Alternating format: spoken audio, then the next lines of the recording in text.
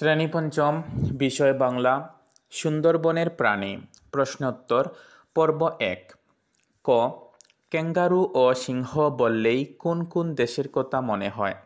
উত্তর, ক্যাঙ্গারু বললেই অস্ট্রেলিয়ার কথা মনে হয়, সিংহ বললেই আফ্রিকার কথা মনে হয়। খ, বিভিন্ন ধরনের বাঘ সম্পর্কে তুমি যা জানো লেখো। উত্তর, বিভিন্ন ধরনের বাঘের পরিচয়। 1. Royal Bengal tiger. এই বাঘ সুন্দরবনে থাকে। এই বাঘ দেখতে যেমন সুন্দর তেমন ভয়ঙ্কর। 2. চিতাবাঘ। এই বাঘ গাছে উঠতে পারে। এই বাঘ বেশি দৌড়াতে পারে। 3. ওলবাঘ। এই বাঘ এখন সুন্দরবনে দেখা যায় না। 4. মেছো বাঘ।